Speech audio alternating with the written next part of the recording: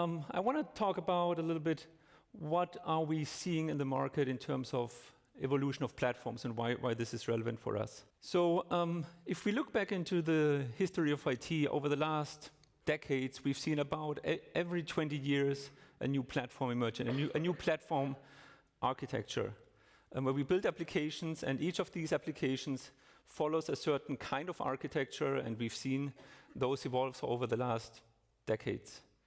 The goal of such a platform is always to support the developer implementing their applications in not having to worry about everything that is unrelated to their business logic. What are we seeing today? We are seeing today, over the last few years, a new application architecture emerge, which will probably be hanging around for the next 20 years. And I want to talk about that a little bit more.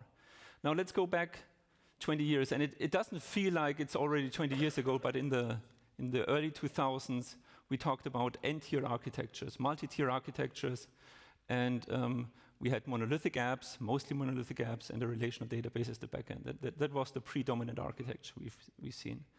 Now, around 2005, we saw that already getting fractured a little bit into a different model, where we saw service orientation coming in and decoupling of components and enterprise service buses emerging, which allowed a better decoupling of services.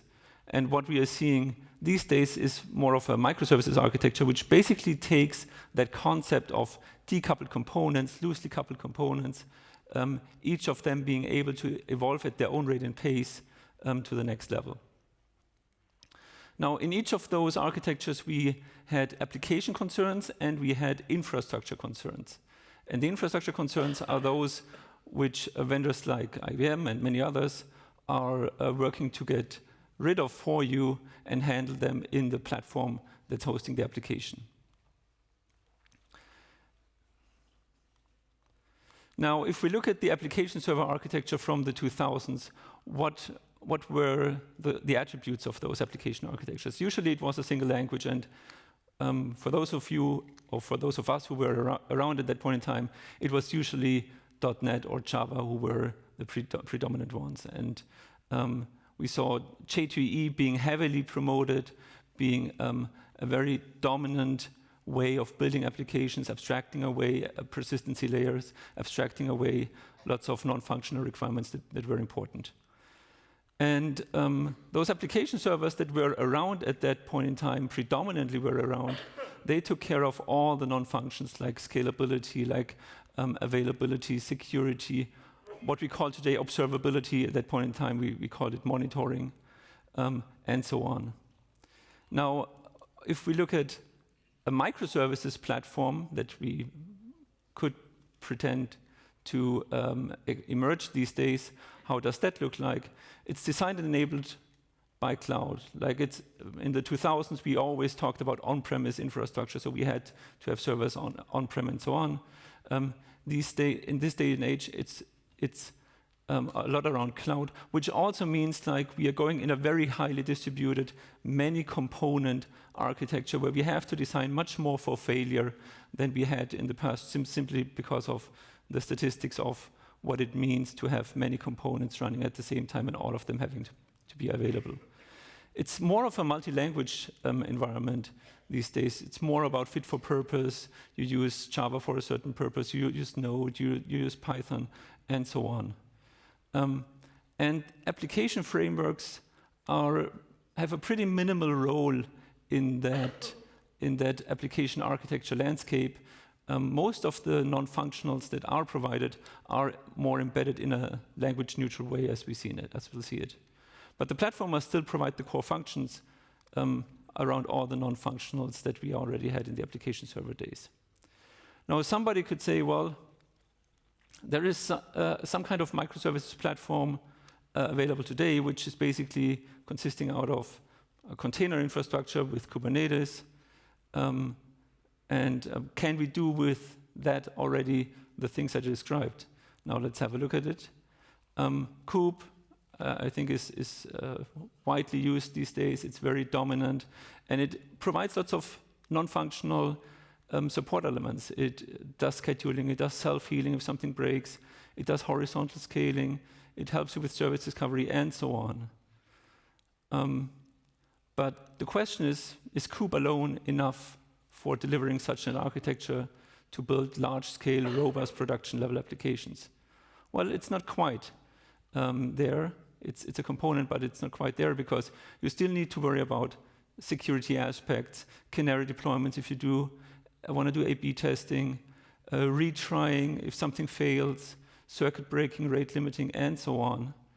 And some people say, well, in order to address those non-functional requirements, you need something like a service mesh that helps you with observability, resiliency, etc., etc. Now, one of those technologies that implements that is Istio, which is part of the Kubernetes ecosystem, and it basically allows you to loosely couple, to connect microservices in a loosely coupled way, to be flexible in terms of their connections, to secure the communication, to have control over which component is being used, which version of a component is being used, and observe the traffic and find out if something goes wrong. Now, how does it work? In a very simplified fashion, you have two microservices, for example, one implementing the UI, the other one implementing some ordering system. Each of them runs as containers in a pod on Kubernetes. So without a service mesh, you just have them talking one-to-one with each other. You can use the local coop DNS in order to help them discover each other, but that's pretty much all you have.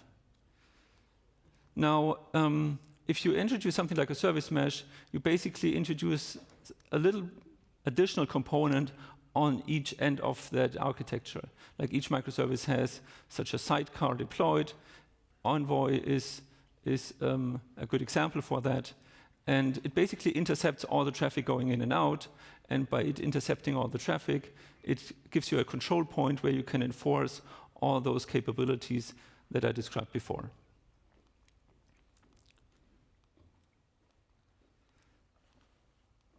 So then you could ask, isn't coop too complex for the average application developers? You need to learn lots of concepts like daemon sets, like replica sets. Like there's a whole plethora of concepts you need to learn and be familiar with.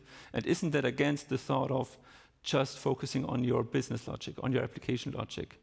So if I just want to push some code, what about aspects like serverless and event-driven applications?